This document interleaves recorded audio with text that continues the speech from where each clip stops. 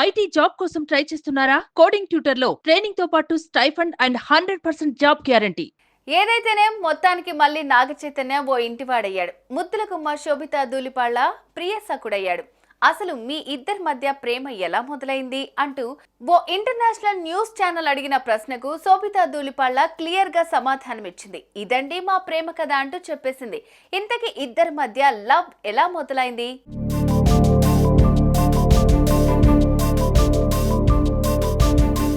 మొట్టమొదటిసారి ఓ 6 ఏళ్ల క్రిందట శోభిత ధూళిపాల నాగార్జున ఇంటికెళ్ళిందట.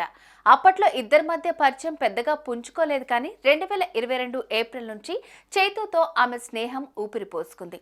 అంటే అప్పటికి సమంతతో నాగచైతన్య విడాకులు తీసుకుని ఓ ఏడాది కావస్తుందన్నమాట. అసలే అక్కినేని వారబ్బాయి, అందులోనూ పిల్లాడు చాలా స్మూత్ మంచివాడు అన్న పేరున్న నాగచైతన్యతో స్నేహానికి ఎవరు ఇష్టపడరు చెప్పండి. సో చైతుతో శోభిత స్నేహం మొదలైంది. అప్పటి నుంచి ఆమె అబ్బాయిని ఇన్స్టాలో ఫాలో కావటం ప్రారంభించింది. మామూలుగా శోభితకు ఫుడ్ మీద చాలా మక్కువ. ఈ క్రమంలో దాని గురించి నాగచైతన్య శోభిత ఎక్కువగా మాట్లాడుకునేవారు.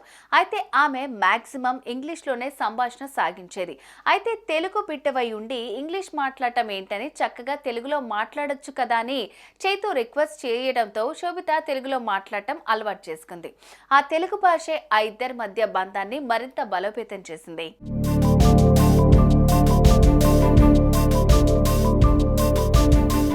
ఓవైపు సినిమా షూటింగ్లతో బిజీగా ఉన్న శోభిత ఇన్స్టాలో మాత్రం చాలా యాక్టివ్గా ఉండేది.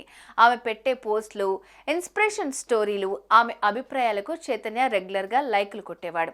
ఇలా ఇన్స్టా ద్వారా సాగుతున్న వారి పరిచయం కొద్ది సమయంలోనే ఒకసారి ముంబైలోని ఓ రెస్టారెంట్లో నాగ చైతన్య, శోభిత ఒకరికొకరు తారసపడ్డారు. ఆ ఫస్ట్ లుక్ లోనే ఇద్దరి మధ్య ఏదో తెలియని అనురాగ భావం ఇద్దరి గుండెల్లో మొలకెత్తింది.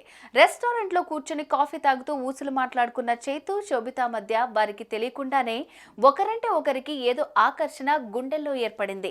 నా కలల రాకుమారుడు ఇలానే ఉండాలని శోభిత అనుకుంది. నాకు ఇలాంటి జీవిత భాగస్వామి కావాలన్న ఆలోచన చైతులో మొలకెత్తింది.